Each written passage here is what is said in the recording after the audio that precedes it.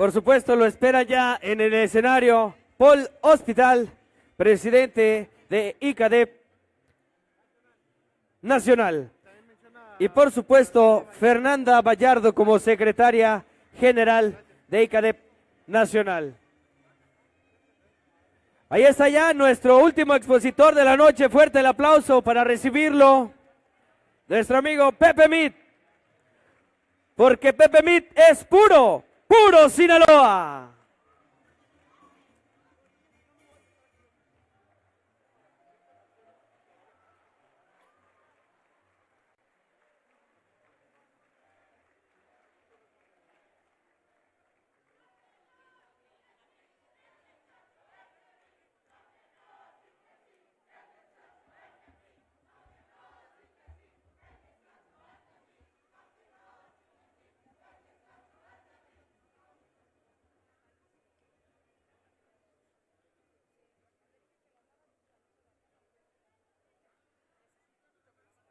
Amigas y amigos, alumnos de la Escuela de Cuadros del Partido Revolucionario Institucional, en nuestra última exposición del día encontramos a nuestro amigo Pepe Mit. Los invitamos a ocupar sus lugares para dar inicio. Tome su lugar, por favor. A la prensa de igual manera les solicitamos de la manera más atenta del espacio para dar inicio y cedemos el uso de la voz al presidente de ICADEP Nacional, el licenciado Paul Hospital. Adelante. Gracias, jóvenes. ¿Cómo están de ánimo para la última conferencia? ¿Cómo sigue el ánimo de la Escuela Nacional de Cuadros? Señor secretario, sea usted bienvenido a la Escuela Nacional de Cuadros de nuestro partido. Jóvenes de toda la República que han destacado por su profesionalismo, por su capacidad y por su meritocracia se han ganado un espacio aquí. Jóvenes, hoy hablamos mucho de conocer a México, de recorrer a México y del enorme privilegio que es conocer nuestro país y tener a México en la piel. Y precisamente el secretario José Antonio Omid ha tenido la oportunidad en 4 ocasiones de ser secretario de Estado, en diversas actividades como energía, hacienda, desarrollo social y relaciones exteriores. Así que si alguien conoce a México es el secretario José Antonio Omid, y si alguien cree en la formación y en la preparación para salir adelante es el secretario José Antonio Omid. Es un honor que nos acompañe, secretario. Bienvenido.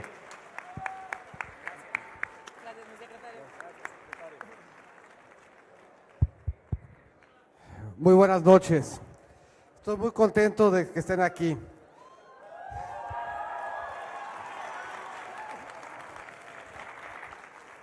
La verdad es que sé que no es un gran sacrificio, porque en Mazatlán no hay nada que hacer el sábado en la noche.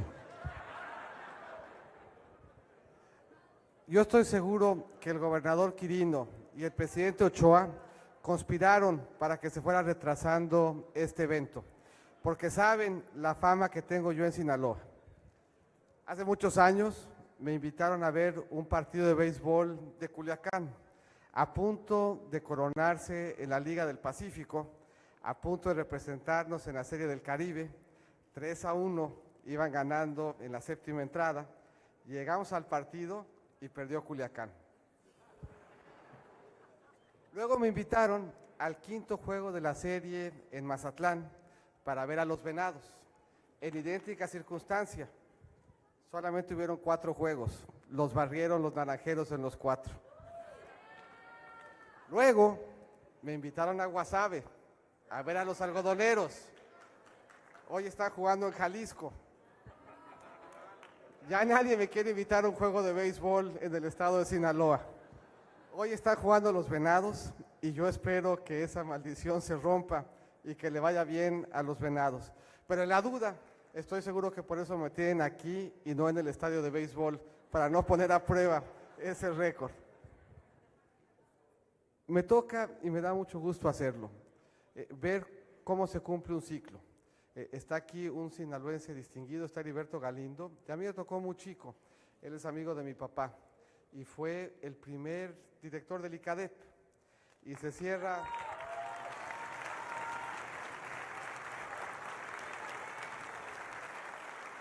Y algunos años después me toca estar aquí en la Escuela Nacional de Cuadros, cerrando un ciclo completo en un estado al que conozco y quiero mucho. A mí me tocó ser director de la Financiera Rural, el estado donde más colocaba Banrural y después la Financiera era Sinaloa. Nos costó mucho trabajo arrancar. Ese primer año de la Financiera fue un año bien difícil. Y como no podíamos dar crédito porque estábamos batallando, me traían a Sinaloa. Y entonces me criticaban en Mazatlán, en Mochis, en Guasave, hasta que la Financiera empezó a dar crédito, y entonces ya preferían que fuera el crédito el que llegara a Sinaloa y me dejaron de invitar. Pero a fuerza de venir, me reconocieron como hijo predilecto del estado de Sinaloa.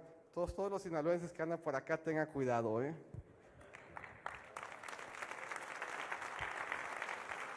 Rosy, Quirino, me da mucho gusto verlos, presidente, secretaria general. Estoy muy contento de estar con ustedes. Preparé una pequeña presentación. Sé que han escuchado ya muchas. Pensé que sería interesante meterle un poco de tema gráfico, un poco de exposición, para ir rompiéndole un poquito el ritmo y que vean ustedes cuáles son los retos que van a enfrentar siendo servidores públicos. Vi que están divididos en grupos. Revisé que hay perros, que hay elefantes, que hay jaguares.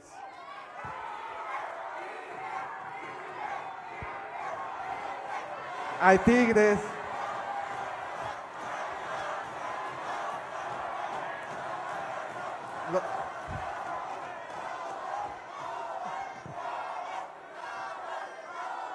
Hay lobos.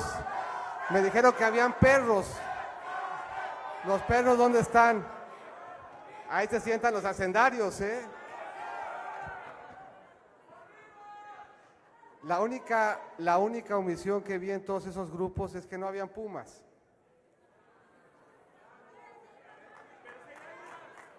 Hay águilas. Pero los pumas estuvieron acá presentes.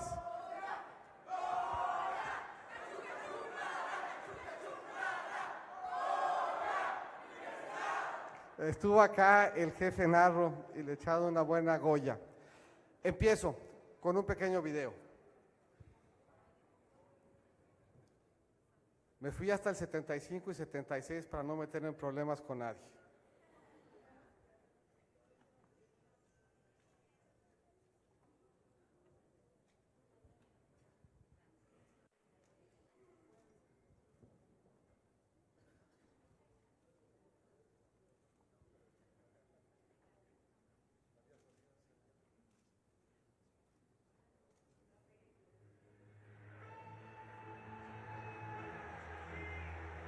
Hay que reconocer que se ve más emocionante cuando le ponen sonido, pero ¿qué le va uno a hacer el sábado en la noche?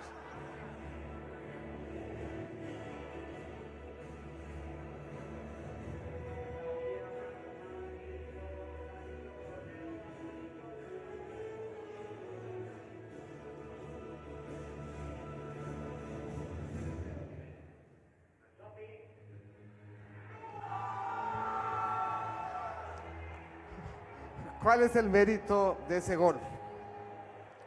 Los Tigres acababan de ascender. Era la temporada 75-76. Venían de perder 2-1 en el juego de ida. Habían empatado 2-2 en el juego de vuelta y con ese gol ganaron el campeonato. De camino dejaron a los Pumas, que para esa época tenían ya algunos títulos. De camino también dejaron a las Águilas, que para esa época tenían 7. Suben por primera ocasión a la primera división, ganan el partido de vuelta, remontan un marcador de 2-1. Esas son las historias que nos dan gusto, son las historias donde remontamos esfuerzos. Y eso es lo que hace un político. Cada vez que alguien toque la vida de ustedes, lo más probable es que tenga el marcador en contra. Lo más probable es que sienta que perdió el partido de ida y que sienta cuando los toque y cuando los ve que puede ganar el partido de vuelta, que puede meter el gol que le dé el triunfo. Y esa esperanza, esa sensación de que sí podemos, es la que tienen ustedes que darle a cada una de las gentes que toquen, a cada una de las gentes que los volteen a ver. Pero al mismo tiempo, ese video enfrenta o refleja las circunstancias que van a tener como servidores públicos. Cada vez que ustedes se enfrenten desde la trinchera que fuera un reto, van a tener el marcador en contra. Los políticos siempre enfrentan el reto de cómo resolver, de cómo atender, y nunca tienen soluciones sencillas. Acá están los presidentes municipales, está el señor gobernador, están muchos que van a ser servidores públicos. Y cada vez que enfrenten una decisión, va a ser una decisión difícil. Nunca un colaborador de ustedes les va a decir, tengo una gran idea y tengo una pésima idea. ¿Cuál prefieren? Siempre les van a decir, aquí hay un tema difícil, que tiene como resultado, o que tiene para que podamos resolverlo, alternativas también difíciles. Y eso es lo que nos ha venido pasando en esta administración. Hemos enfrentado años muy difíciles. Nuestra economía ha enfrentado temas muy complicados. Y el mérito de haber sacado a la economía y al país adelante ha exigido la conducción de un hombre con temple, de un hombre con visión, de un hombre con generosidad. Ese hombre con temple, visión y generosidad es el presidente Peña Nieto.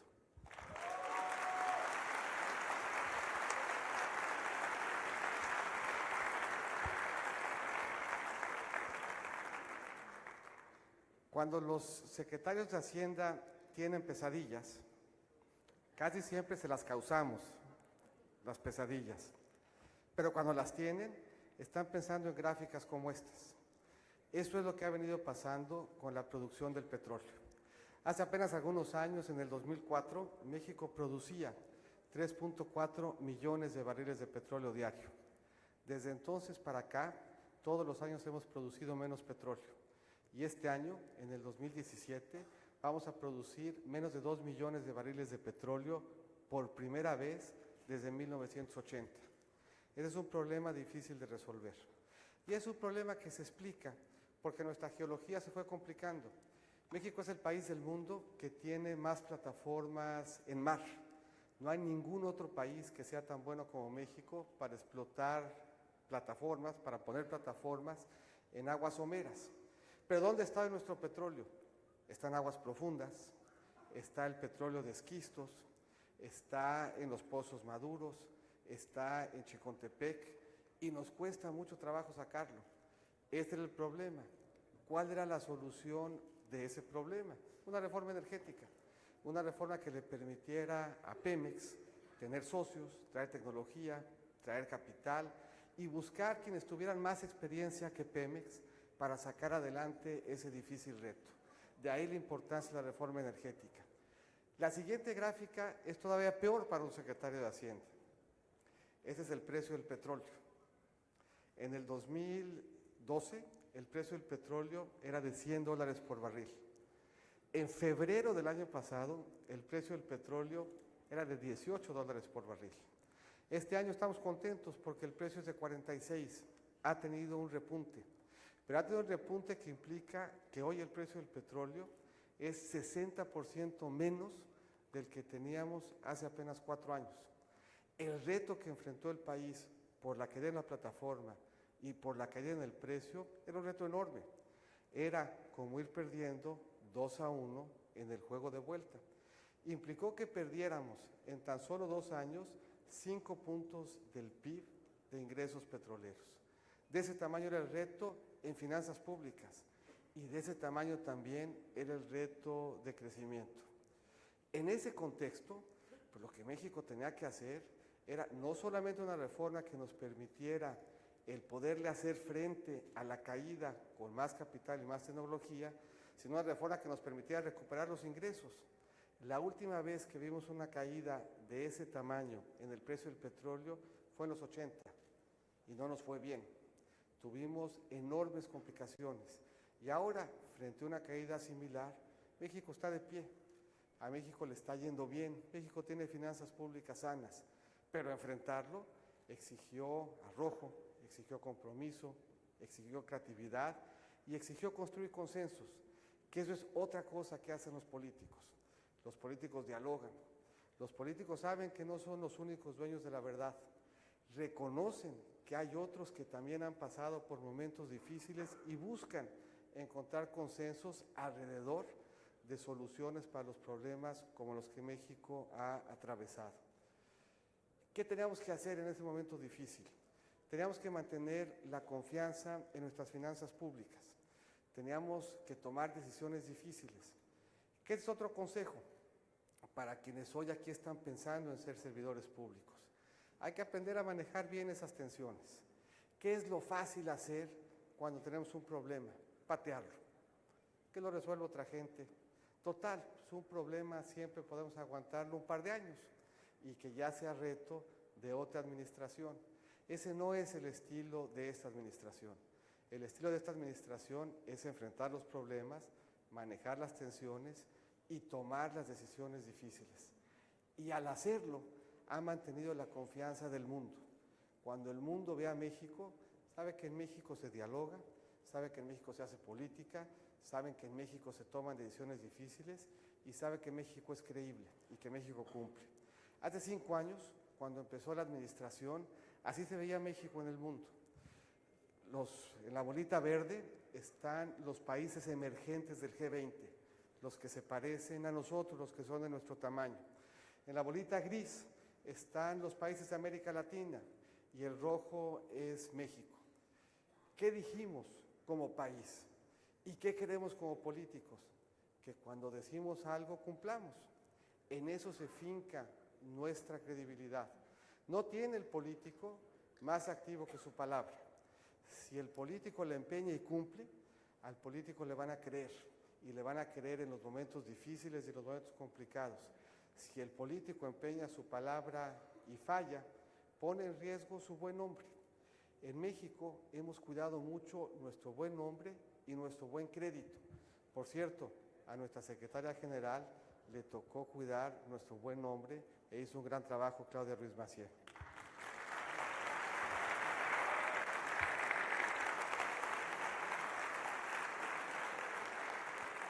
¿Qué dijimos cuando empezó el sexenio? ¿Y qué dijeron los países emergentes del G20? ¿Y qué dijo América Latina? Si nos movemos hacia arriba, tenemos un mejor balance. Nuestros ingresos empiezan a ser mayores que nuestros gastos. Y lo que decían los países del G20 era, no, hombre, no tenemos problema. Y nos vamos a ir moviendo hacia arriba para ir generando y teniendo cada vez un mejor balance primario. América Latina dijo, bueno, yo le voy a batallar un poquito, pero para el 2016 por ahí vamos a empezar a tener un mejor balance. Y México dijo, a ver, yo voy a tener que darle un estímulo a la economía, pero cuando termine esta administración, para el 2017 y 2018, voy a tener un mejor balance. Si fuéramos políticos, ¿cómo nos hubiéramos visto?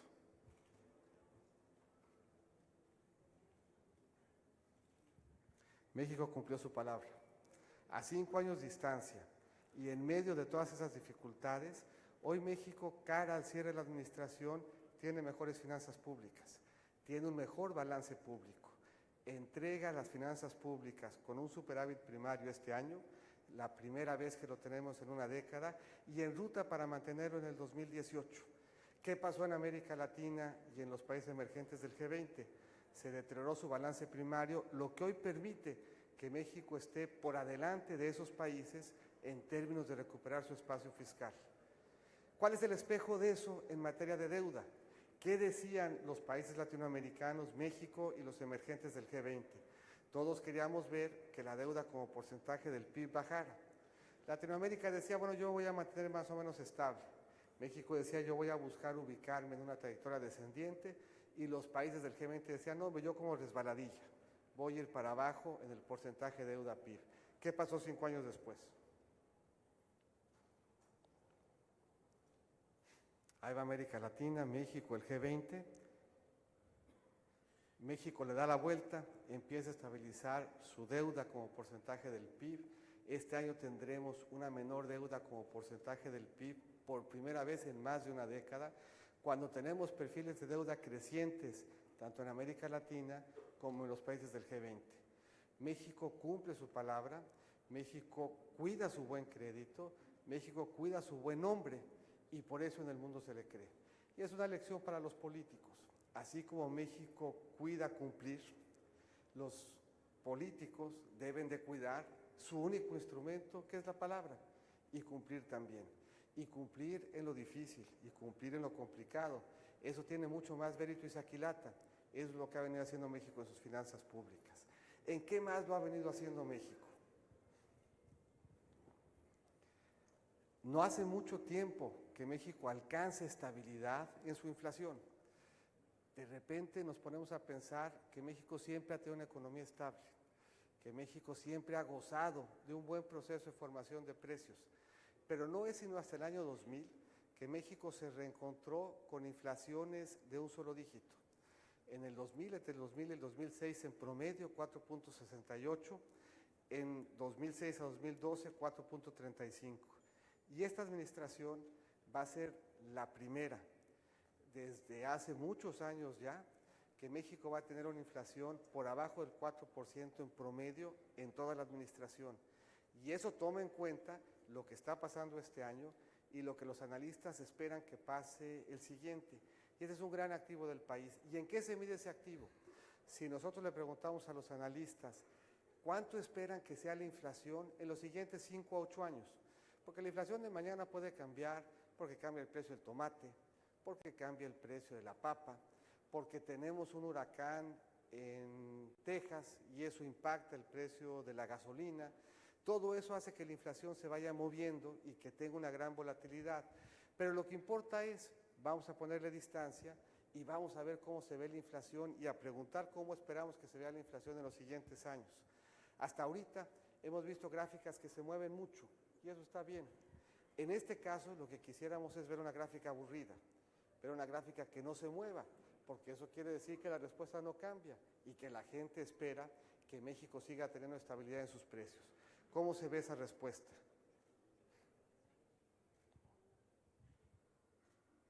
La respuesta ha sido la misma desde el 2008. Eso quiere decir que México tiene credibilidad. Eso quiere decir que México, en sus instituciones que son cada vez más fuertes, puede hoy entregar buenas cuentas y la gente sabe que los precios pueden moverse, que los precios pueden fluctuar, que hay volatilidad, pero sabe también que las expectativas de inflación de mediano plazo están bien ancladas. Ha sido difícil para esta administración porque hemos batallado con la energía. Ha sido difícil en esta administración porque han habido choques de confianza, los que vimos a principio de año con cargo a la nueva administración en los Estados Unidos. Ha sido complicado porque el mundo ha crecido menos de lo que esperábamos. Ha sido complicado porque hemos tenido que apretar las finanzas públicas para cuidarlas. Ha sido complicado porque hemos tenido que apretar la política monetaria para que la inflación se mantenga bien controlada. En otros países del mundo han enfrentado el mismo reto complicado. Lo enfrentaron en Brasil y hoy Brasil tiene la peor crisis económica en una generación. Lo enfrentaron en Latinoamérica y Latinoamérica no ha crecido en los últimos años. El último año, cuando quitamos a México de los datos de Latinoamérica, Latinoamérica creció el 0.1% y México está creciendo arriba del 2%. Dado el contexto que hemos enfrentado, este es un buen crecimiento y lo vemos en la siguiente lámina. La siguiente primero y luego esta.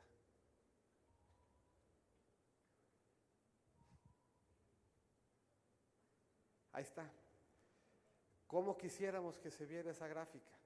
Quisiéramos que se viera como esa línea, aburrida. Quisiéramos ver un crecimiento estable. Sube y baja la plataforma, el precio del petróleo, el entorno internacional, y México lleva creciendo 30 trimestres de forma consecutiva. México hoy es 30% más grande de lo que era hace apenas 6 años. Si yo fuera 30% más alto, sería del tamaño de Quirino. Es mucho 30%. Casi sería el tamaño de Enrique Ochoa. Por eso me gustan estos podios, porque si me paro ahí más o menos lo puedo ver yo al vuelo. Pero eso quiere decir que hemos tenido una economía que ha aguantado bien un contexto bien complicado. ¿Qué tan complicado? La línea roja está cómo se ha comportado el sector petrolero. Y ahí se ve cómo el sector petrolero no solo no nos ha ayudado a crecer, nos ha quitado crecimiento. Cuando quitamos al sector petrolero de la economía, México está creciendo cerca del 4%. Eso quiere decir que el sector petrolero nos está pegando. Ahora, el sector petrolero no pega parejo. El sector petrolero no afecta a Sinaloa como afecta a Campeche, no afecta a Coahuila como afecta a Tabasco. Tabasco y Campeche le están pasando mal y eso exige de nosotros una política pública distinta. Pero si nos salimos de Campeche y de Tabasco, el resto del país está creciendo prácticamente al 4% y se ve. Cuando uno recorre como hoy Mazatlán, se ve un Mazatlán que está creciendo, que está pujante, que tiene mejores cosas que hacer el sábado en la noche que ver al secretario de Hacienda tirar un rollo. Ya estamos por terminar el rollo del secretario de Hacienda, la que sigue. O más bien ahora sí la anterior. ¿Por qué estamos creciendo? Si lo fiscal ha estado complicado, si ha estado complicado el mundo, si ha estado complicado la energía, ¿cuáles son los motores de crecimiento de la economía mexicana? Vuelvo a como empecé. La economía mexicana, por todas esas razones, como la del mundo, tenía un marcador en contra. ¿Qué le exigía eso al presidente y a los políticos? Vamos a ponernos de acuerdo para cambiarle el motor a la economía mexicana y que pudiéramos encontrar otra forma de generar crecimiento. No se entiende el México de hoy sin la reforma energética. Son 80 billones ya de dólares los que se han comprometido de inversión al amparo de la reforma energética y esperamos 20 billones más antes de que termine la administración.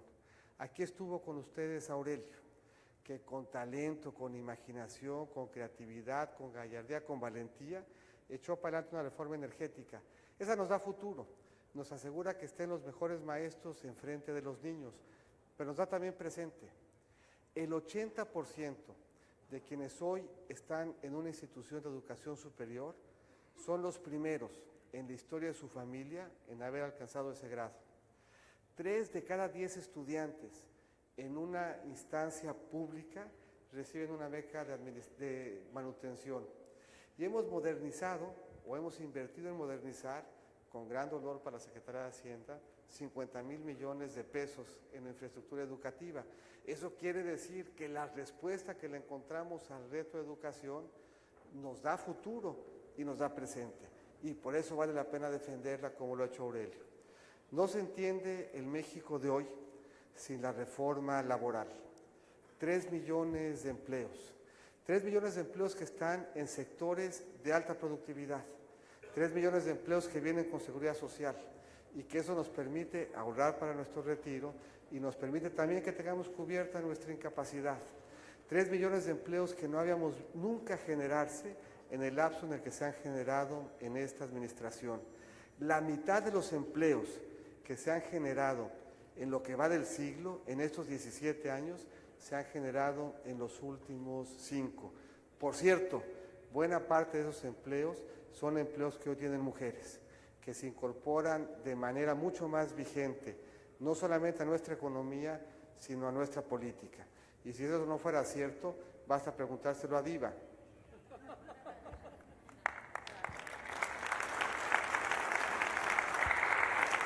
Que se la pasa trabajando por las mujeres. Ya nos da miedo verla en Hacienda y ver qué es lo que nos quiere pedir para seguir empujando esas políticas de género. No se entiende este país sin la reforma fiscal. Esa reforma fiscal nos permitió sustituir 5 puntos del PIB por tributarios de petroleros. Esa reforma fiscal nos ha permitido ver estos últimos años con finanzas públicas sanas. Finanzas públicas mucho más sanas que las que teníamos al principio de la administración. Una deuda mejor calificada, más confianza en México, en medio de las dificultades que hemos tenido, confianza que han ratificado las calificadoras, la que sigue. No se entiende el México de hoy sin la reforma financiera. Hay más crédito, el crédito es más barato y las instituciones que lo están dando son más sanas y son instituciones del sector público y del sector privado.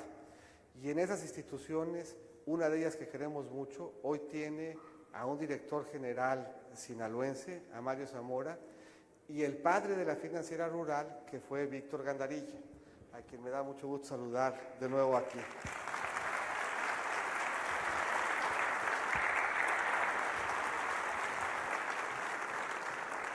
No se entiende el México de hoy sin la reforma de telecomunicaciones.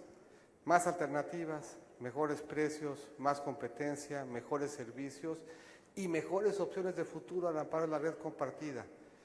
Tuvimos problemas, encontramos soluciones creativas, construimos al amparo de ello consensos y estamos en consecuencia dándole a nuestra economía muchos mejores motores. ¿Qué nos preocupa hacia el cierre?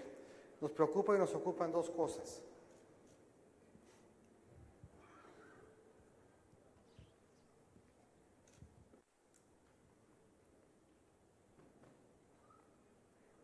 La que sigue ya, ahí está. Nos preocupa la reconstrucción. Estuvo también aquí con ustedes el secretario Osorio Chong. Ha estado al frente del esfuerzo de reconstrucción con inteligencia, con talento, permanentemente coordinando primero el rescate y las acciones de protección civil y ahora el esfuerzo de reconstrucción. Y nos preocupa la actualización del tratado. Son dos retos enormes. Por sí mismo, cualquiera de ellos pondrían a cualquier país en situaciones difíciles y complicadas. Y son dos retos que, así como otros, tendremos que enfrentar en esta administración. ¿Qué estamos haciendo en la reconstrucción? Que nos permite una lección adicional. Dice un político viejo, lo dice Augusto Gómez Villanueva y talentoso, que en política las cartas se tiran diario. Los retos también se tiran diario y son diferentes en cada circunstancia. Cuando empezábamos el mes de agosto, no sabíamos que el mes de septiembre nos iba a traer huracanes y terremotos. Huracanes que afectaron Baja Sur, que afectaron La Paz, terremotos que afectaron Tapachula. No importa dónde pensemos que empiece la patria, si en Baja Sur o en Tapachula, la afectación fue en toda la geografía de nuestro país. Y cada uno de los siniestros es diferente y cada uno nos obliga a tomar decisiones distintas. En el caso de estos, la afectación principal fue la vivienda. Y así como tenemos buenos mecanismos para asegurar y hacerle frente a la infraestructura pública, el reto de la vivienda implicó que construyéramos mecanismos diferentes y que lo enfrentáramos de distinta manera si la afectación había sido en Chiapas o en Oaxaca o si lo había sido en la Ciudad de México, y ese reto también se está enfrentando con contundencia y con claridad. Finalmente, tenemos el reto del tratado, un reto complicado, un reto para nosotros muy relevante, formando parte, como lo hacemos, de una región norteamericana. Ahí se ve al fondo la región norteamericana. Es una región en donde estamos conectados por carreteras, por ferrocarriles, por puertos, por aeropuertos, por ductos, por cierto, muchos de los cuales los mandó a hacer Enrique Ochoa, y con cargo a ello le estamos cambiando el rostro del país. No debe tardar mucho en que termine ya el gasoducto aquí en Mazatlán, y cuando lo terminemos, todo el noroeste va a tener acceso al gas, y eso debe ir cambiando la vocación productiva del Estado y la posibilidad de generar más empleos. ¿Cuál es la oportunidad? La oportunidad es que el diálogo nos lleve a tener un mejor marco de integración norteamericana. Ese es el reto. Es un reto que estamos a la altura de poderlo enfrentar con diálogo, con buena fe, con valentía y con límites. Es un reto que hoy genera nerviosismo y preocupación, pero es un reto que habremos de enfrentar con tratado o sin tratado. Es un reto en donde habremos de salir avante porque México es mucho más allá que el Tratado de Libre Comercio. Esta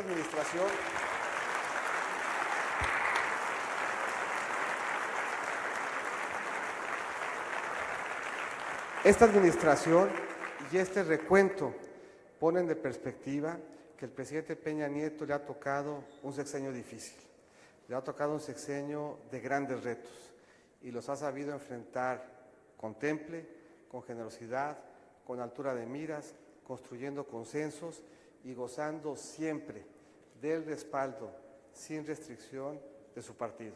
Yo estoy cierto que se los reconoce, se los agradece y los lleva en el corazón, y yo les agradezco mucho que me hayan escuchado esta noche. Gracias.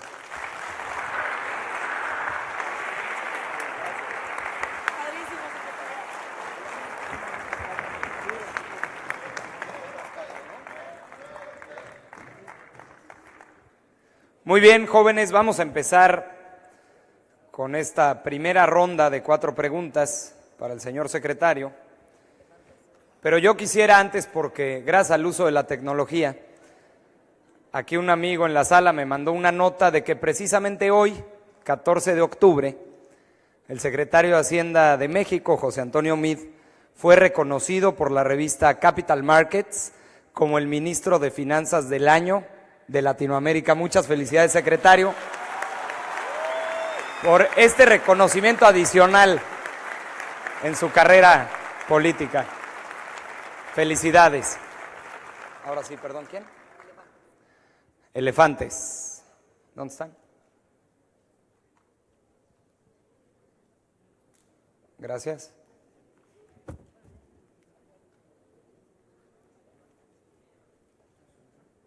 Muy buenas noches a todos aquí presentes y sobre todo pues a nuestro invitado especial. Y la verdad, Antonio, muchas gracias por compartir toda la experiencia. Mi nombre es Manuel de Jesús Corral Bustamante, soy de Sonora, de un municipio rural, eminentemente agrícola, y ante ello creo que estamos hablando de reconstrucción, se habló de ello, y por tanto vemos que en muchas partes la realidad es que se administra la pobreza en casas, en las personas, en una sociedad que va de menos y que está tratando de salir adelante. El asunto es de fondo, ¿cómo se puede administrar? Bueno, ¿cómo no administrar, mejor dicho, la pobreza para superarla generando riqueza? Y por ello, ¿qué se puede proponer? O usted, en este caso, con la experiencia que tiene, ¿qué propone para hacerlo? Ya vimos que hay varias alternativas que se han propuesto, pero realmente, ¿cómo poder hacer que esos proyectos o esas acciones puedan mejorar la calidad de vida de los habitantes de nuestro país? Muchas gracias. Gracias. Gracias, muchas gracias. Las hormigas, ¿dónde están? Gracias.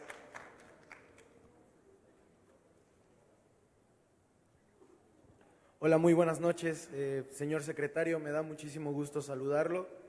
Antes que nada me gustaría señalar mi admiración ante usted como una de las mentes más brillantes de este gabinete. Sin embargo, en la cuestión en la que nos ocupa este momento, el proceso electoral que se avecina y todo lo que se dice en medios, todo lo que sale en redes, todas las situaciones que vamos conociendo, y finalmente creo que varios compañeros de aquí de la cuarta generación y personas que nos acompañan también aquí tendrán algunas dudas similares.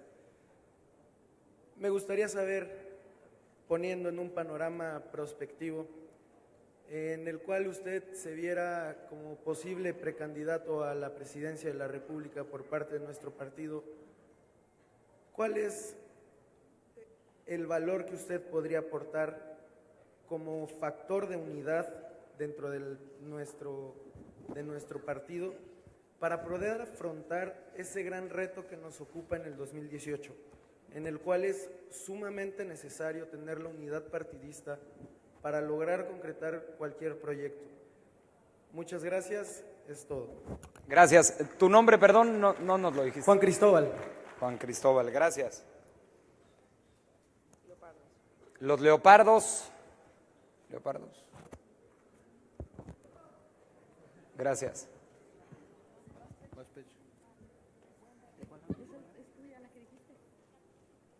Muy buenas noches, Adrián Alberto Pech, del estado de Campeche, y desde luego del mejor equipo, los Leopardos.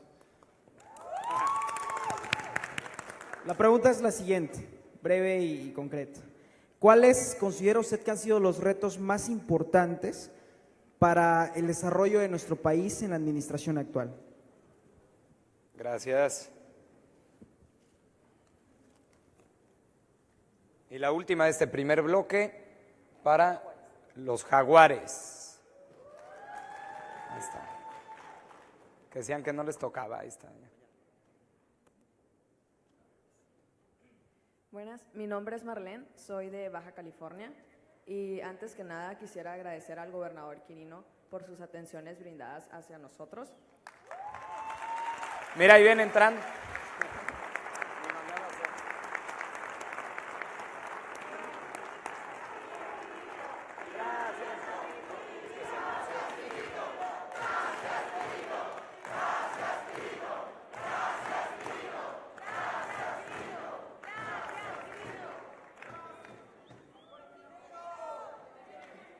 Y secretario Meade, es un placer contar con su presencia. Mi pregunta es, ¿qué mecanismos de fiscalización se están utilizando para entregar los recursos dirigidos a la reconstrucción de viviendas que fueron afectadas por los recientes sismos? ¿Y qué opina de que exista un comité de la sociedad civil que funja como órgano observador que brinde certeza en la entrega de las donaciones de los ciudadanos? Gracias, Marlene.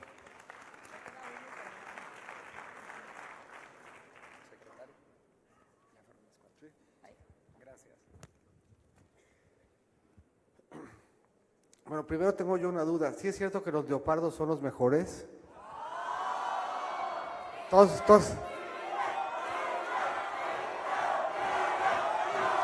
Yo creo que los tigres se la andan llevando, ¿eh?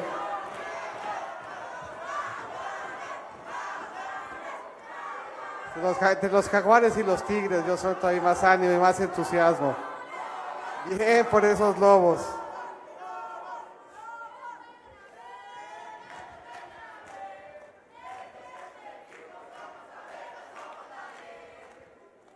Sí se los comieron las abejas, ¿eh? ¿Qué quieren?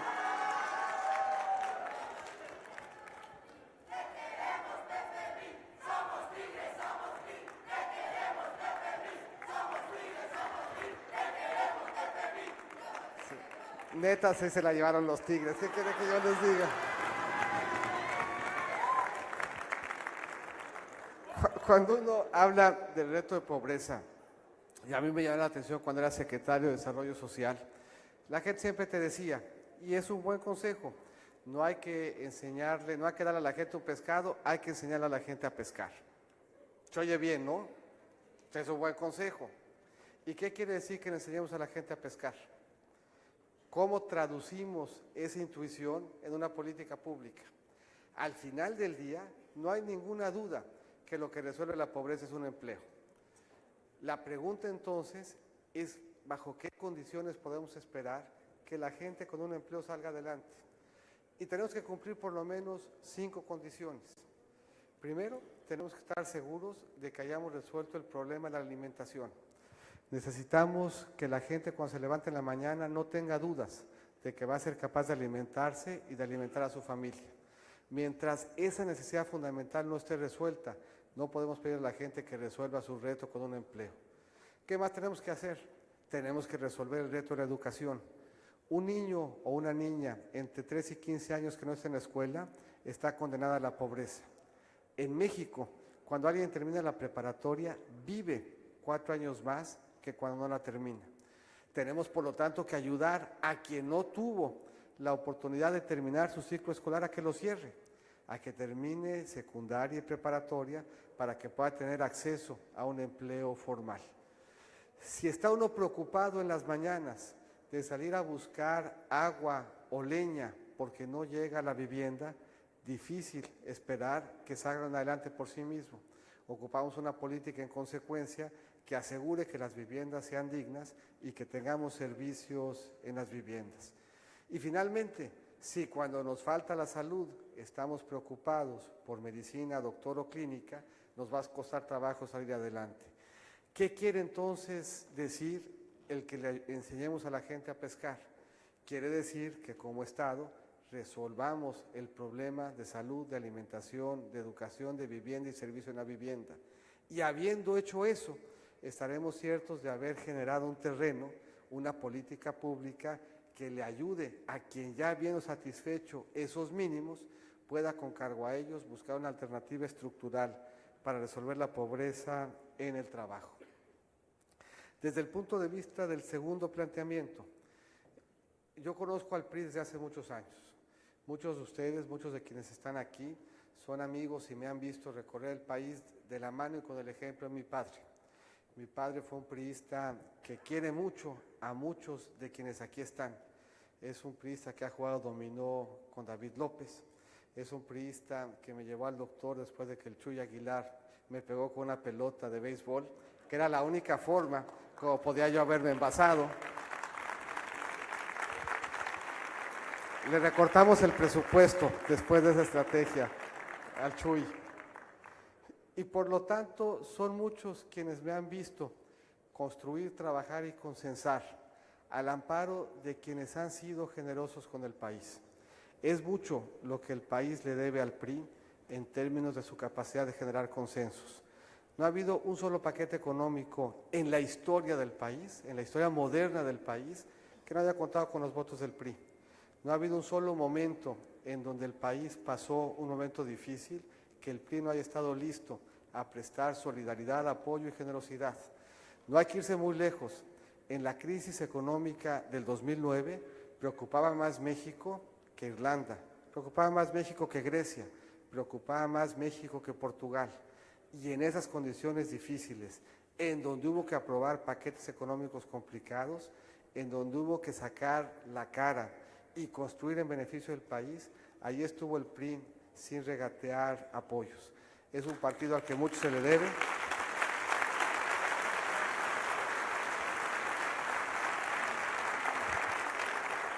Y yo me siento muy contento de haber construido y participado en la construcción de muchos de esos consensos. Yo creo que han habido dos retos muy importantes que hemos enfrentado en esta administración.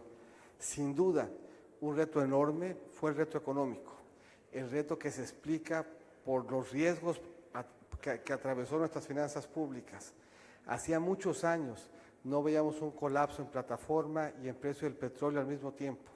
A principios del sexenio teníamos bajos precios y una plataforma muy alta. A mediados de este siglo, 2006-2012, la plataforma empezó a caer, pero teníamos precios de $133 por barril. En esta administración tuvimos precios bajos y una plataforma a la baja. Y supimos encontrar para el país mejores alternativas de crecimiento, fuentes que nos permiten más balance y más certeza en el crecimiento. Y hoy México tiene una economía más flexible, más moderna, más profunda y más resistente que la que ha tenido nunca en su historia. Ese sin duda es un mérito de una administración que supo enfrentar un reto con inteligencia y de forma estructural. La forma como enfrentamos la reconstrucción tiene un vehículo que es transparente y fiscalizable, un vehículo que puede y que es transparente frente a la sociedad civil. Tenemos básicamente un fondo que se alimenta de dos fuentes principales, tres fuentes diría yo. Se alimenta de recursos presupuestales, se alimenta de seguros y se alimenta en esta ocasión de un bono catastrófico. Esos tres elementos constituyen las fuentes a partir de las cuales tendremos recursos para hacerle frente a la reconstrucción. ¿Para qué los vamos a usar y cómo lo podemos fiscalizar? Al amparo de una hoja ya que tenemos de transparencia, pero los usos de esas tres fuentes son, primero, la atención de la emergencia. Y ahí no nos quedamos cortos. Ahí lo financiero no fue obstáculo. Permitió que se recuperara la luz, el agua, que hubiera refugio, que hubiera despensa, que hubiera el material necesario para enfrentar las labores de rescate, que en lo inmediato lo financiero permitiera que se proveyera para la emergencia. Su segundo uso es la reconstrucción, y la reconstrucción se puede observar, dar seguimiento puntual en nuestras carreteras, escuelas, hospitales, nuestro patrimonio cultural. Y finalmente, tiene una vertiente cercana a la gente en su vivienda. Y ahí lo que se decidió hacer es abrir una cuenta de banco para que supiéramos quién es el que está recibiendo el recurso. Al amparo de esa cuenta de banco, entregar una tarjeta que permitiera que hubiera plena identificación entre el beneficiario y la cuenta, y esa tarjeta vincularla a un folio en una casa con la identificación del grado que tuvo de afectación. Por lo que, como la sociedad civil ha pedido, el recurso se está poniendo directamente en manos del beneficiario. Cada peso en su fuente y en su uso se le va a poder dar seguimiento de manera puntual desde la sociedad civil, y para cualquiera que, más allá de ser sociedad civil organizada o no, quiera meterse a darle seguimiento desde una hoja que se actualiza en tiempo real y que permite que la atención al siniestro sea ejemplo de transparencia y rendición de cuentas.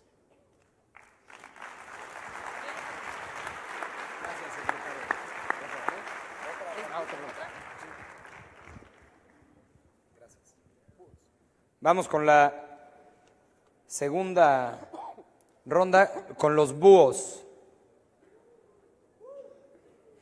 Gracias por hacerle como búhos para ver dónde están.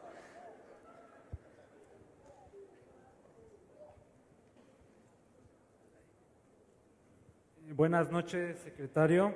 Mi nombre es Daniel Olvera, del equipo Búhos y de la Ciudad de México. Y bueno, mi pregunta está basada más que nada en el contexto actual del CAN y su relación con Estados Unidos. Y bueno, ya vemos que la relación con Trump está en una crisis, ¿no? Y en cualquier momento el TLC se puede disolver y esto puede generar muchos problemas para nuestro país. Y pues yo le quería preguntar, para el próximo 2018, cuando empiece la nueva administración en México, ¿qué acciones debe tomar México para afrontar esta crisis que se avecina y que es muy seguro que ocurra? Gracias, Daniel. Gracias. Vamos con los toros.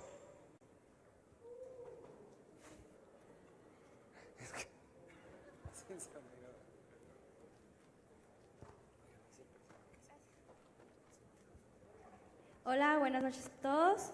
Mi nombre es Yesenia Hidalgo, soy orgullosamente del estado de Chihuahua. Soy licenciada en Comercio Exterior y me interesa mucho el tema del comercio internacional. Es por ello que mi pregunta va enfocada al Tratado de Libre Comercio. ¿Qué va a hacer México en caso de renegociar y no aceptar el tratado como propuesta, como se nos esté proponiendo por parte de los Estados Unidos y Canadá? No sea la mejor propuesta para nosotros. ¿Cómo se va a solucionar el hecho de no involucrarnos? Muchísimas gracias. Gracias, Yesel. Le toca a los halcones.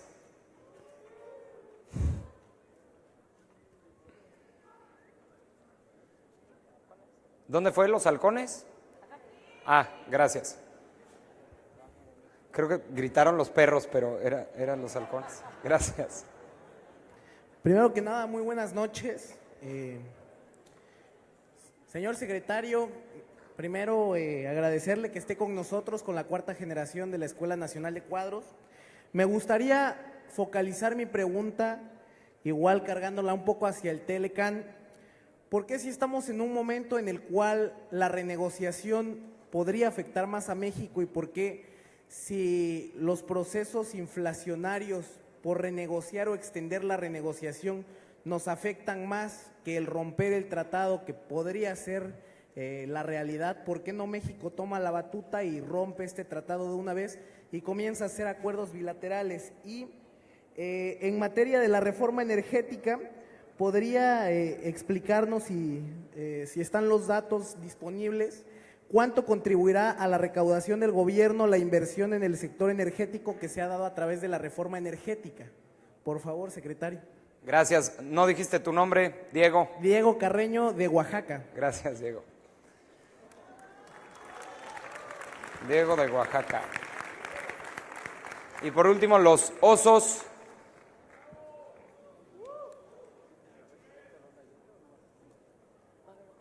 Gracias. Sí. Muy buenas noches, secretario Mit. Mi nombre es César Augusto Topete Torres, vengo desde Nayarit, vengo del mejor equipo, orgullosamente los Osos, el equipo 16, y desde Nayarit le mandamos un saludo muy especial y preguntarle. Yo trabajé en Cedesol cuando usted fue secretario de Desarrollo Social, porque ha desarrollado varias carteras importantes. Conoce usted las entrañas de la función pública en el origen y en la práctica. Entre los más pobres de los pobres se encuentran los jornaleros del campo y sus familias. Si usted fuera el candidato presidencial de nuestro partido, ¿cuál sería su compromiso con ellos? Y ahí se encuentran los jornaleros de San Quintín, en el municipio de Ensenada, Baja California, como ejemplo, con un estatus de explotación y falta de derechos laborales. Por su respuesta, muchas gracias, y no es un elogio decir lo que se ve y lo que se reconoce, como dijo el presidente Pablo Hospital, que usted es un excelente funcionario y será un excelente presidente. Muchas gracias. Ya me comprometió,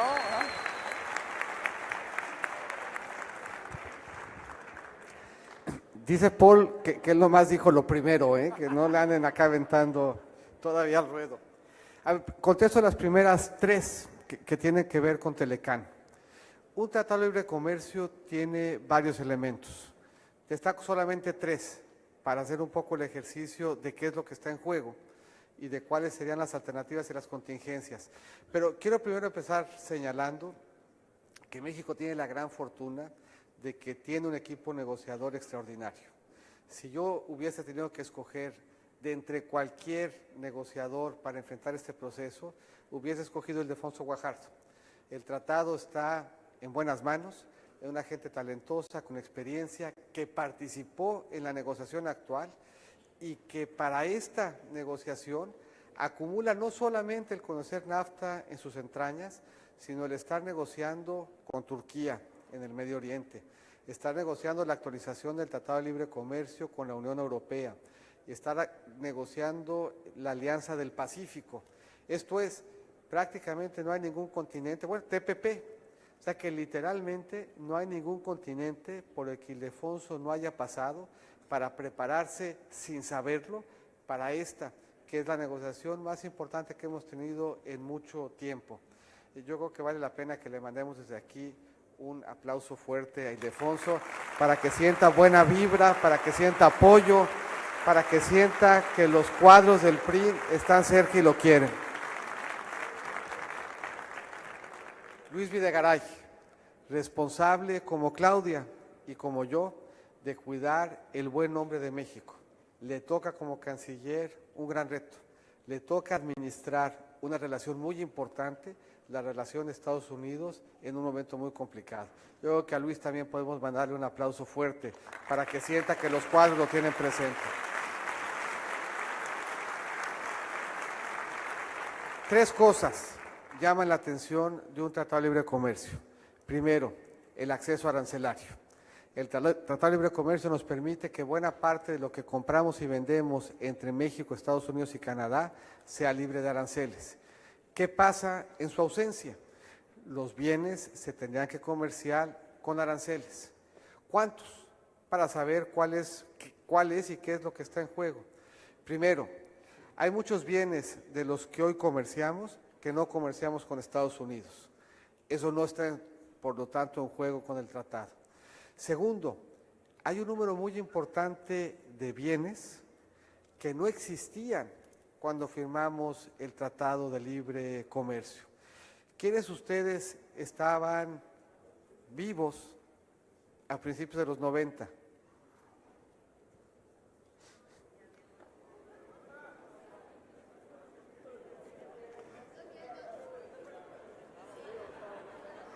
¿Quiénes no?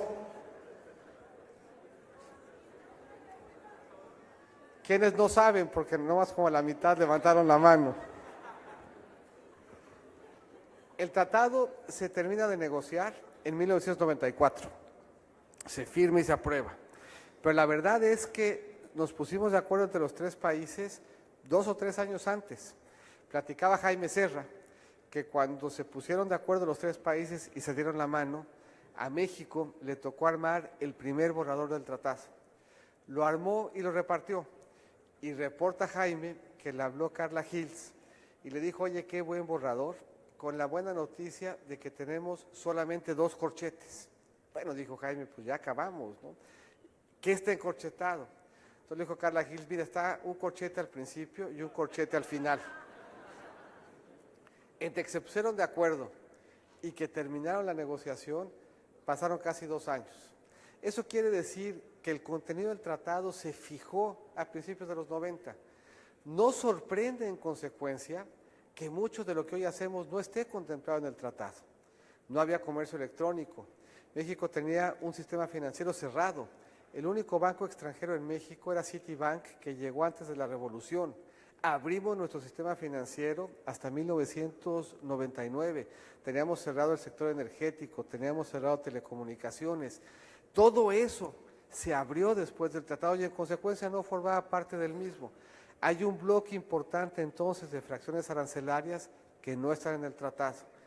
Dentro de lo que está en el tratado hay muchas que no usamos. Además de las que no usamos, hay muchas que en el tratado y en la OMC están en cero. Eso implica que el impacto del tratado está acotado a aquellas fracciones en donde, estando en el tratado, fuera de él tendrían una tarifa arancelaria más alta. En promedio, ¿cuáles son esas tarifas arancelarias? De lo que compramos, el 3,5%, de lo que vendemos, el 7%. ¿Qué podríamos hacer en ausencia del tratado? Buscar otros mercados, hacer los ajustes que ocupemos en las tarifas arancelarias y sustituir origen o destino de lo que estamos comprando o vendiendo. Nuestro escenario central es que el tratado va a salir bien. Nuestro escenario central es que seremos capaces de encontrar entre los tres una forma de actualizar un tratado que tiene muchos años para hacerlo mejor y para que le sirva a los tres países para encontrar un mejor destino. Pero tenemos claridad de cuáles son los sectores, de cuáles son las empresas, de cuáles son los temas y de cuáles son los bienes en donde tendríamos retos y tenemos la posibilidad, con una estrategia que no empezamos hoy, sino en la que llevamos muchos años, de buscar alternativas en términos de insumos y de destinos. El tratado importa también porque a su amparo dirimimos controversias entre estados y con empresas. Ese es un segundo tema que tenemos que cuidar. Y es relevante también porque da certeza a las inversiones. A principios de los 90, el tratado permitió que México importara credibilidad por la vía de lo que el tratado sostenía.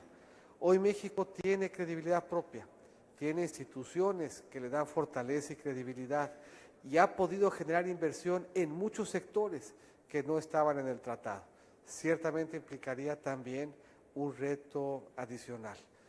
Vuelvo a insistir, estamos en mejores manos, estamos en manos de gente talentosa, estamos negociando de buena fe y estamos negociando en un entorno en donde Norteamérica se beneficiaría de tener un mejor marco. ¿Qué podemos hacer para prepararnos frente a cualquier tipo de eventualidad? Encontrar otras fuentes de crecimiento.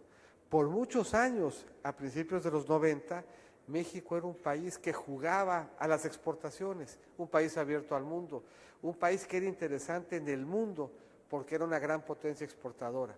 Hoy lo seguimos siendo y lo vamos a seguir siendo con independencia de lo que pasa hacia adelante. Pero hoy México crece por muchas razones distintas. Crece porque tiene un sector turístico atractivo.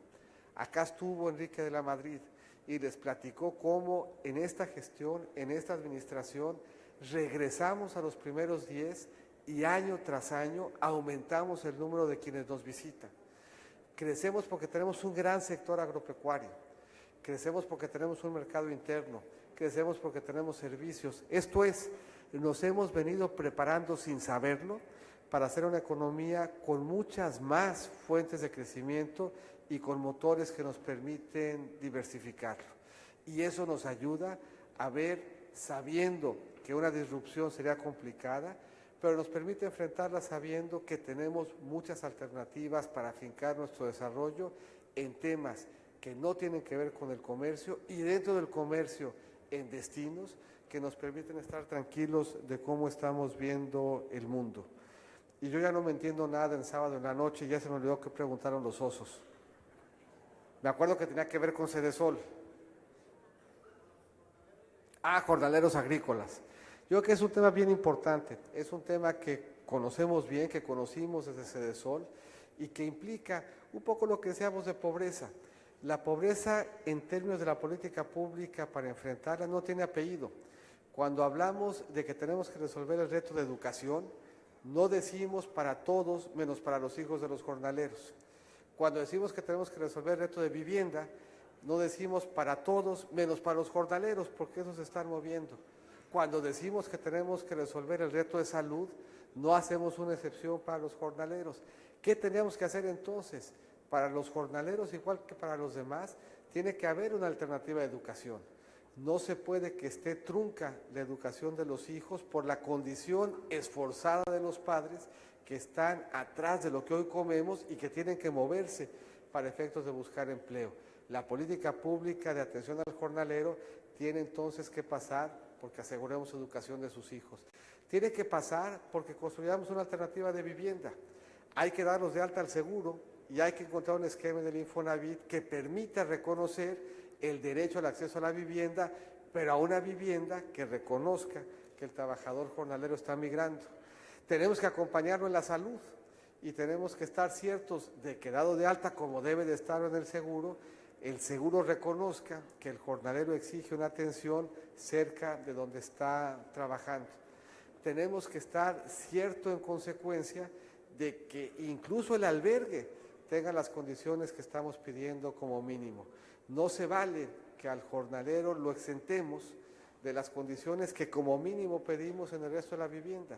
No se vale que el jornalero cuando llegue al albergue no tenga agua, no tenga drenaje y no tenga las condiciones mínimas de convivencia en ausencia de hacinamiento que buscamos para todos los demás. El reto de inclusión del jornalero es mayor, porque hay que reconocer que su compromiso lo lleva a recorrer el país y las cosechas, pero no los exenta a sector privado y a gobierno de resolver los mismos problemas que aspiramos a resolver a cualquier otro de los mexicanos. Gracias. Gracias. Le mandaron esta nota. Pues jóvenes, yo sé que ustedes querrían quedarse aquí hasta medianoche, pero tenemos que cerrar. Vamos a cerrar con la última ronda de 3 preguntas. Y le toca a las águilas que estaban por aquí.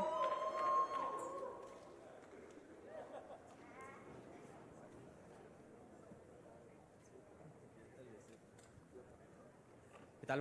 Muy buenas noches a todos los aquí presentes, excelentísimo secretario, presidente y secretaria general.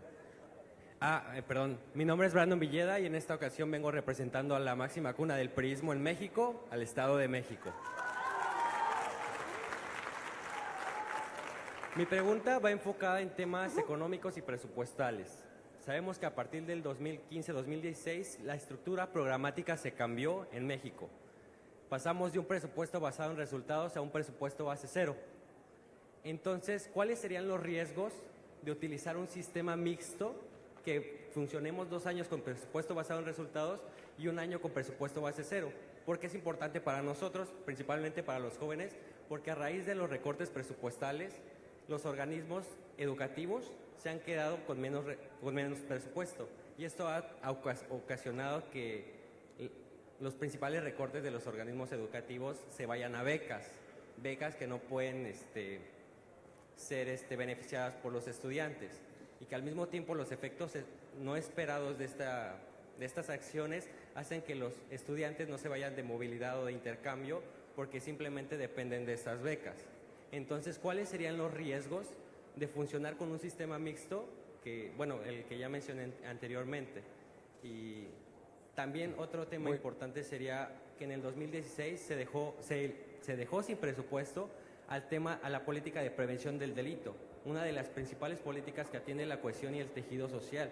Y yo creo que es fundamental para todos los países que se ejerzan este tipo de políticas y que simplemente, desde mi punto de vista, no es aceptable que se dejen fuera o sin presupuesto. Gracias. Gracias, Brandon. Gracias. Las abejas. ¿Dónde están las abejas? ¿Zumbaron por todo el salón? Ahí está. Gracias. Buenas noches, secretario. Carla Cruz, del Estado de Michoacán. La valía y el coraje de los seres humanos se demuestra ante las situaciones más adversas. Y en el mes de septiembre nuestro país pasó por situaciones que pusieron a prueba tanto a las instituciones como a los partidos políticos. Y quedó claro que los principios y los valores de nuestro partido se vieron reflejada en la toma de decisiones tan acertadas de nuestra dirigencia nacional, pero también del trabajo incansable del gobierno federal encabezado por el primer priista, el presidente Peña Nieto. Esto lo sabemos nosotros, pero allá afuera no lo saben y nos siguen pegando con los errores que hemos cometido. Lo que no se comunica no se hace.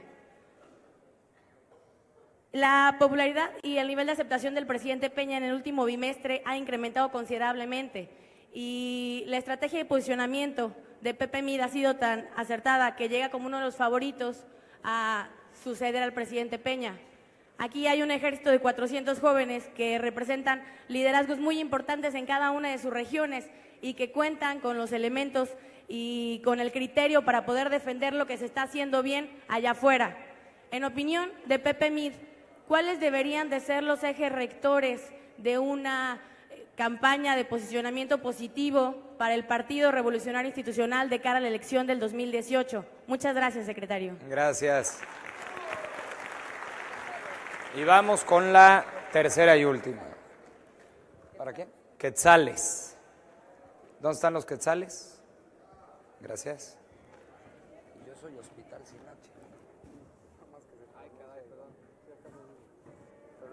Secretario, buenas noches. Mi nombre es Omar Medina y soy de la Ciudad de México. Bien, mi pregunta es en cuanto a las reformas estructurales. Si bien es cierto, esas reformas de alguna forma están vinculadas y se van complementando todas, en Petróleos Mexicanos, por ejemplo, el funcionamiento, las instalaciones, todos los procesos siguen sin tener como ese avance o ese proceso, el cual suponía que iba a mejorar la industria para poder entrar en un estado de competitividad.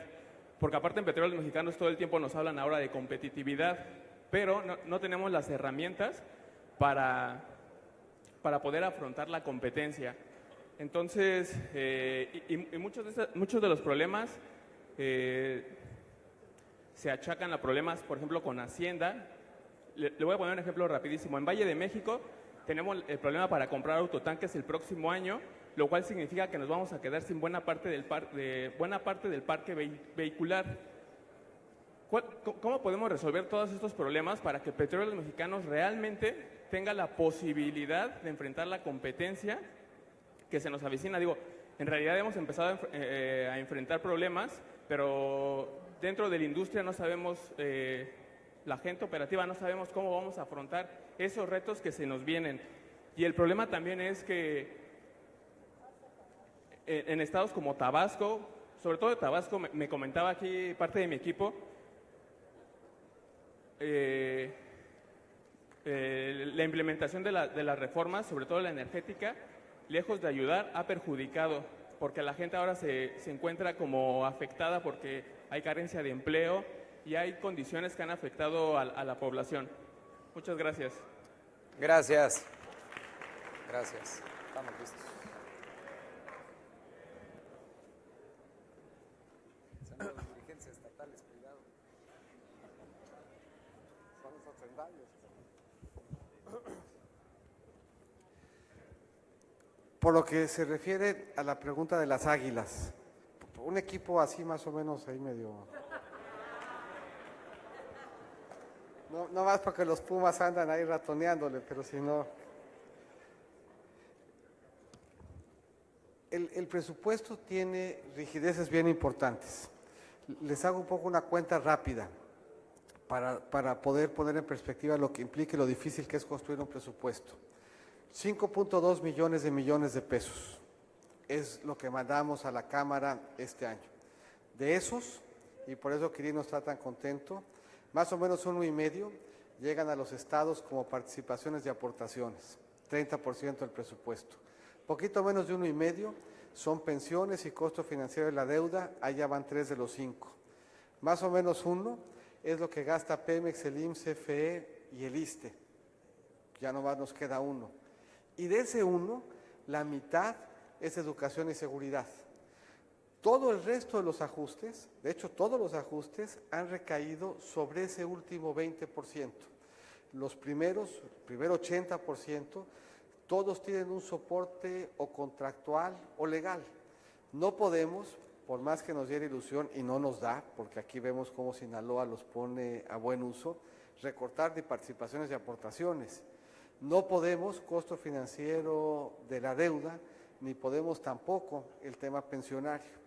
El IMSS, el ISSSTE, CFE y Pemex tienen su propia lógica, por lo que los ajustes que hemos tenido que hacer y que han sido enormes, los hemos tenido que asumir en los ramos administrativos.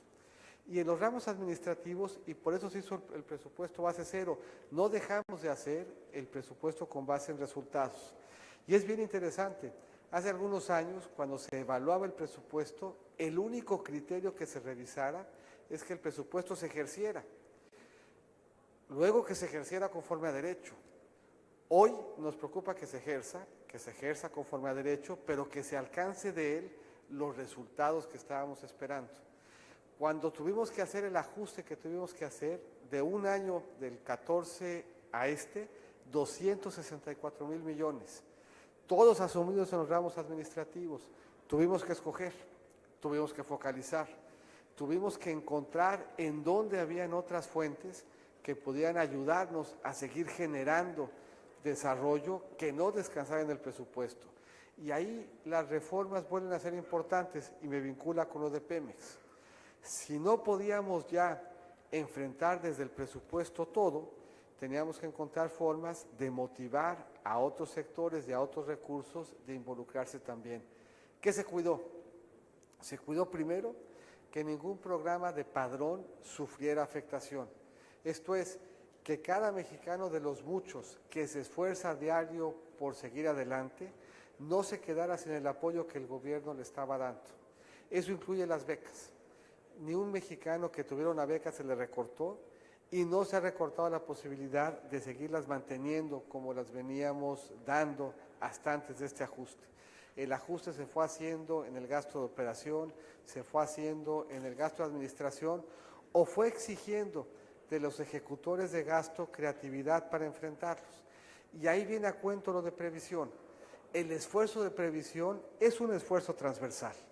Así como pobreza no descansa en una sola secretaría, previsión no descansa ni en una sola secretaría, ni en un solo presupuesto, ni en un solo nivel de gobierno. Cuando el IMSS sale y da de alta a 6 millones de estudiantes en el padrón y les da acceso a sus instalaciones deportivas, está haciendo un trabajo de prevención. Cuando SEDATU está haciendo una intervención en un espacio público, está haciendo un trabajo de prevención. ¿Qué nos obliga el recorte? Nos obliga a transversalizar la prevención y a que trabajemos coordinados como gobierno para encontrar en cada dependencia, en cada ventanilla y en cada acción de gobierno un ángulo de prevención que pudiéramos desplazar, no ya en un solo presupuesto, sino en un actuar coordinado mucho más potente de todo un gobierno. Desde el punto de vista de Pemex, a Pemex se le pedía que hiciera todo, desde la exploración de los pozos petroleros hasta la venta de gasolina. Nadie podía participar en petróleos mexicanos, nadie podía participar en hidrocarburos que no fuera Pemex. Si de repente fallaba el hidrógeno en la refinería, problema para Pemex. Si de repente fallaba la generación de electricidad, problema para Pemex.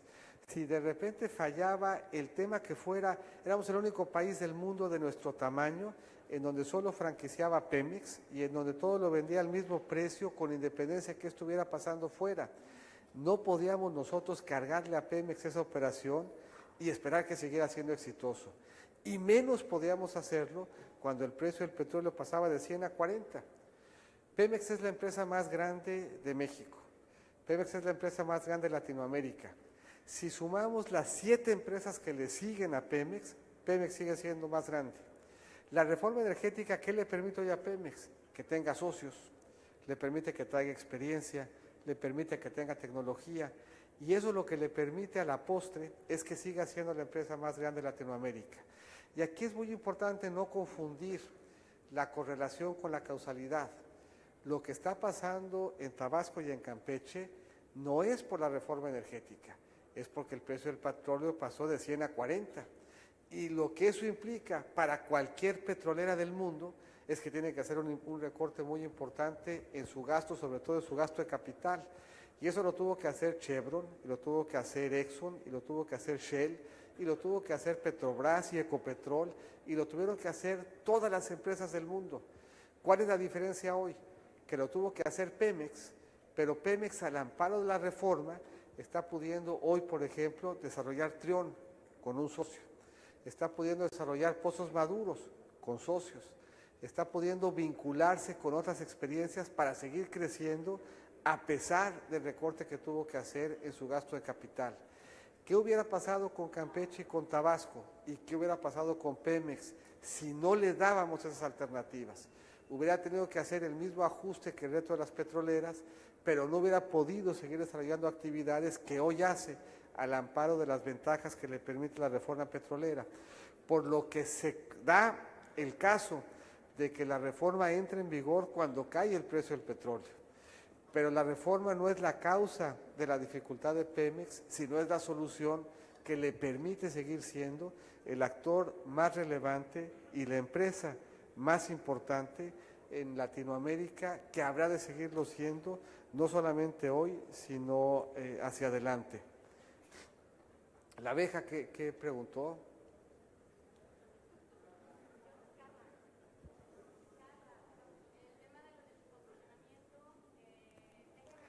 A ver, yo creo que es un tema bien importante. No solamente en México, sino en el mundo, tenemos el reto de recuperar confianza entre sociedad y gobierno, de enfrentar el reto entre el sistema y el antisistema.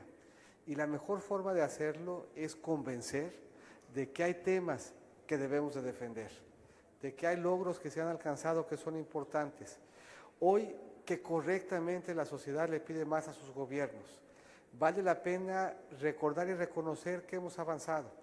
Hoy la sociedad le pide al gobierno acceso a la universidad. Ayer nos pedía alfabetización. Hoy la sociedad le pide al gobierno que la vivienda sea armónica con el medio ambiente y esté cerca del lugar de trabajo. Ayer pedía piso firme en una de cada 5 viviendas que tenía piso de tierra. Hoy nos pide acceso a electricidad y agua. Hace apenas 20 años en Chiapas, 3 de cada 10 casas no tenían electricidad. Es mucho lo que nos falta, pero es mucho lo que hemos avanzado y mucho en consecuencia de lo que tenemos que sentirnos orgullosos. Tenemos mucho de qué sentirnos orgullosos en el IMSS, tenemos mucho de qué sentirnos orgullosos en el Infonavit, tenemos mucho de qué sentirnos orgullosos en cada institución que hemos desarrollado. Tenemos mucho de qué sentirnos orgullosos en la Profeco, que llevó Lorena Martínez con mucho orgullo. Tenemos mucho de qué sentirnos orgullosos, por ejemplo, en instancias que hemos construido de rescate a los ahorradores que tuvieron problemas, en una solución que también ella diseñó en la Cámara. Hay mucho que defender con orgullo de lo que hemos hecho juntos. Hay que hacerlo partiendo de la base de que nos falta mucho, de que un solo mexicano que esté en pobreza es inaceptable, de que un solo mexicano que sea víctima de violencia no podemos tolerarlo, de que un solo mexicano que se levante angustiado de no tener que comer es un mexicano de más en términos de lo que debemos de aceptar enfrente a esa situación. Pero tenemos también que reconocer con orgullo y que saber defender lo mucho que hemos hecho juntos en las instituciones, en los retos que hemos enfrentado, en la forma como hemos venido construyendo este país. Cualquiera que haya venido a Mazatlán hace 15 años y que lo recorra hoy, tendría que reconocer que Mazatlán tiene un rostro distinto. Cualquiera que haya visitado Sinaloa hace 15 años y lo recorra hoy, tendrá que reconocer que Sinaloa es diferente y que tiene mucha mayor potencialidad que la que tenía hace algunos años. Hoy México es distinto, México es mejor. México es más moderno, es más flexible, es más incluyente, es más próspero, tiene más con qué voltear a ver al mundo con orgullo. Nos falta recorrer mucho camino, pero un eje sin duda fundamental de cualquier ejercicio hacia adelante parte de reconocer que México ha sido más grande que sus problemas y que al centro de la solución de esos problemas ha estado el espíritu comprometido de muchos políticos que con generosidad emanados de este partido le han dado al país lo mejor de sí.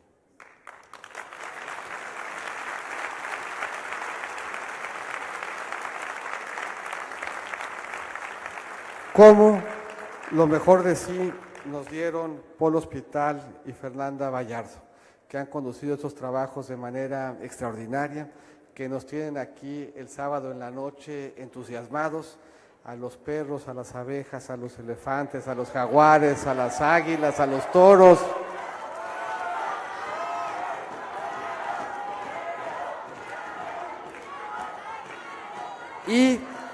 con la mejor noticia de la noche. Los Venados, en la octava entrada, le dieron la vuelta y le ganaron a Mexicali.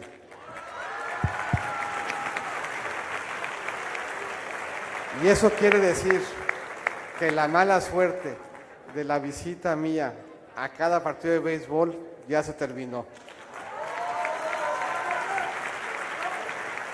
Y que a partir de ahorita traeremos buena mano para los equipos de béisbol.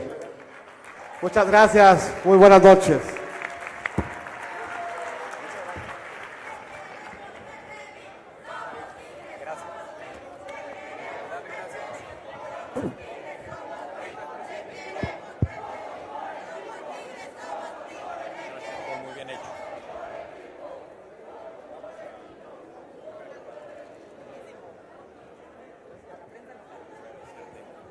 Amigas y amigos, démosle un fuerte aplauso a nuestro secretario de Hacienda, Pepe Mid.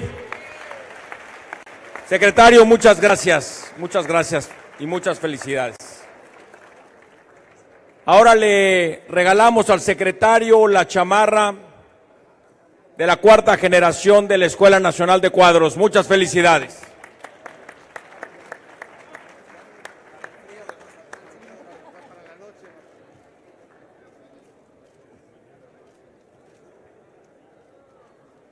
Les pido que esperemos para la foto de clausura y quisiera decirles a nombre de todo el Comité Ejecutivo Nacional, de los sectores y organizaciones de este partido, que nos sentimos profundamente orgullosos del talento y del compromiso de cada mujer y de cada hombre de esta Escuela Nacional de Cuadros. Su inteligencia quedó acreditada durante toda la sesión de estos 2 días. ¡Que vive el PRI! ¡Que vive el PRI! ¡Que vive el PRI! ¡Viva México! ¡Viva México! ¡Viva México!